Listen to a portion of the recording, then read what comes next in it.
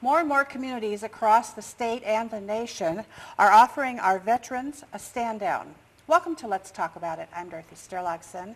My guests today are Shannon Kadrmas from the Glendive Job Service and Melissa Logan, a Vista volunteer with the Sydney Job Service. Thank you both for joining us. Thanks for having us again. Shannon, we met last year about this time when you were putting together a stand down for Glendive and Dawson County, pretty much all of eastern Montana. What is a stand down? The stand down historically has been where troops that go out into battle, they're brought back behind lines. They can tour, they're safe. They can get medical treatment, get new uniforms, have a chance to rest, relax, and get out of the conflicts. Today, a stand down are events, or stand downs are events put on by communities to help primarily homeless veterans and low-income veterans. You get a group of local service providers, VA resources, and hold an event and have the vets come to it and get the services that they need. Is it pretty common that when veterans are done with their service that a lot of them fall through the cracks? And They do, especially the younger veterans. They get what's called TAP when they get out. It's a Transitional Assistance Program, and that's a program, I think the Army, Navy, and the Marine Corps are the services that do it now. But what it does is it's supposed to give them the information they need to survive when they get out, how to contact job service, how to file for benefits if they haven't been filed for already, and things like that. But they get so much information shotgunned at them so quick, they're not picking up on it. So Montana is such a rural state. Do we have a lot of veterans that come back here? We do. Montana has the second highest per capita veterans per population. Alaska's the top country in or top state that has the most veterans. I think our veteran population is about between 15 and 17%. And when they are discharged then from active service, do they come home? Sure. Are you finding? Yep. You did a stand down last year through the job service. Is this unusual that job service is involved in stand downs? We're the only ones in the state that are heading these up. Job service generally always plays a role in stand downs throughout the state, but as far as I know, we're the only region that the job services are actually, getting these things going. So. And that's because of you. Is that correct? That it was your idea Right. to Yes. put job service into it. Explain your association with veterans and your military history, would you please? I was in the Navy, and I was hurt, and I got out. Back in the 80s, I called the VA back then and asked, what do I qualify for? And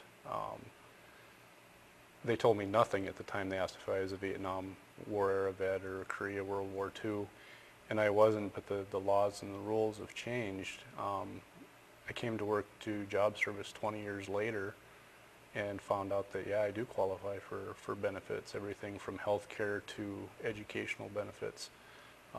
And what that, I guess the impact that had on me is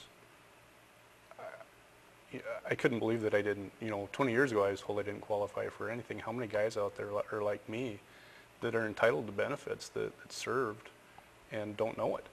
So that was my primary force or drive to start doing stand downs. So how did you make that association work? I approached my manager, Lonnie Cross, and then she went to our regional director, Steve Olson, who talked to our central office, and they thought it was a great idea. We had 100% support. So you're having a stand down last year in Glendive at the fairgrounds? Right. What was the preparation for you to get that event up and running? You have to get all the service providers there. That ranges everything from local mental health. Action for Eastern Montana was a huge help. They've got the Section 8 program in their programs. And then calling the VA and saying, can you be here for our stand down? This is the day. And then you have to, make arrangements with the fairgrounds itself, make sure you've got open days and pay deposits and put in for grants and things like that. Was it expensive to provide the stand down? I think the total cost, and it was grant funded, was right around $7,500. Which in the scheme of things is not a lot of money. Right, right. But volunteers in Glendive? The volunteers were amazing. I mean, we had 175 volunteers over 3 days.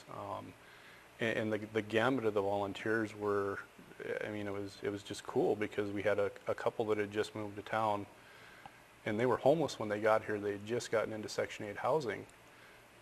They were out there all 3 days. They worked hard. We basically had to force them to take some of the surplus stuff. They got, they talked to the service providers. The husband was a Vietnam era vet. They lived in several different states. He dealt with several different VA offices. And he was just so thankful that he had gotten the help that he had here.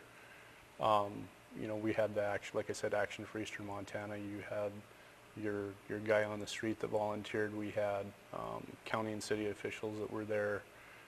It was just, the volunteers were awesome. And your volunteers outnumbered your vets? Yes, yes. Are there a number of homeless?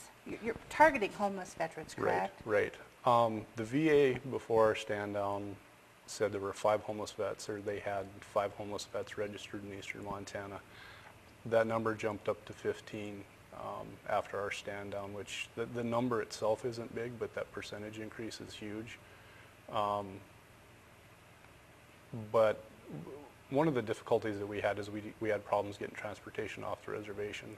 I think that number would have been significantly higher had we been able to get the folks off the reservation to here. So.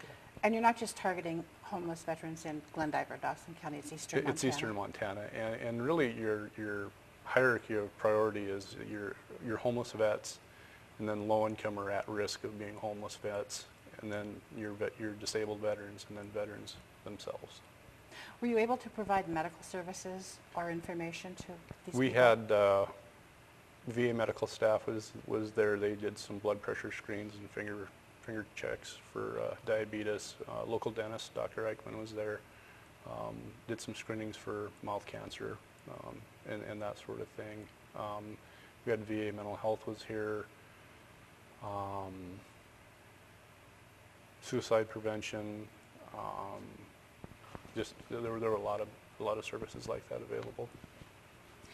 Looking back, for 3 days, was that a sufficient amount of time or maybe too much time to have a stand down?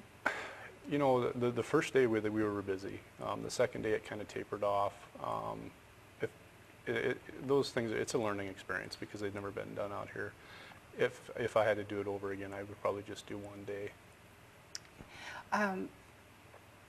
This year, the Job Service is again supporting the stand down in Sydney. Is this something that's going to continue year after year then in eastern Montana? Right, right. Next year, after Sydney's goes this year, next year it'll be in Miles City. I think Glasgow will possibly take it the year after that. If they don't, we'll have it here again. We're also considering next year doing a stand down on one of the reservations as well. Just to get the information out Right. to the vets. And how do you contact people who are homeless?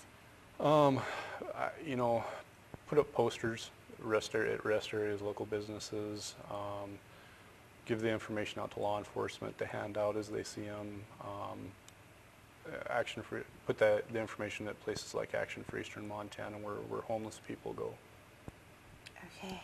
And Melissa, you are with the Job Service in Sydney as a VISTA volunteer. First of all, how did you get involved with VISTA? Well, I graduated college this year in June, and I really needed a place to go, and I just got back from India, and I just really wanted to volunteer somewhere and start my first job out of college really helping someone out. And so I wanted to Peace Corps was a little too hardcore for me, so I wanted to do AmeriCorps where I could help people at home. And so my goal here as a VISTA in Sydney is to find and fill the gap between veteran and veteran services. And so I can really relate to that because I'm from Spokane, which means that I live near a base and my family's very military oriented as well. And so I see a lot of vets, and it really touches home for me that there's so many vets out there that don't have services.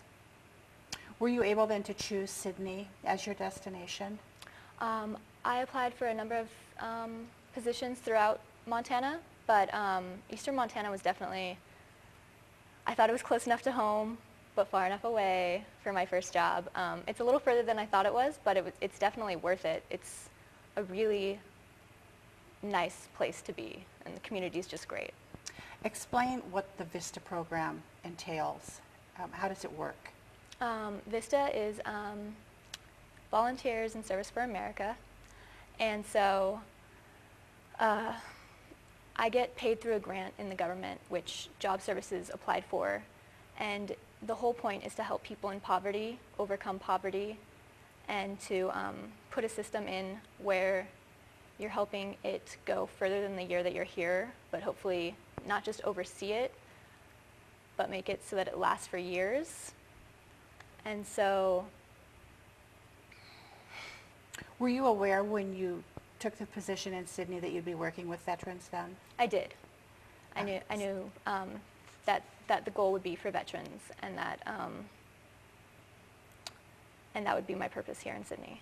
So it's a GAP program. It is. Explain kind of what you're doing then. Gap analysis. My goal is to find where veterans are falling through the gaps and why they're not taking advantage of services, or if services aren't offered to them that they needed, and then to find a way to bring those services to the county and to the area, and find a way for the veterans to be able to use them as well. Are you contacting vets then, or are they contacting you in Sydney? I'm slowly but surely making contacts. Right now I'm still concentrating on the stand down and hopefully making contacts through that, since a lot of veterans will be attending. And then, go out into the community and contact vets, and then contact all the vet services to see how we can better work together to give those services back to the veterans. Terrific. So you are involved with the Sydney Stand Down. When is it? It's September 17th, 8 to 5. We have breakfast, lunch, dinner, food free, and services are offered along with care packages and Army surplus to help our vets get through the winter.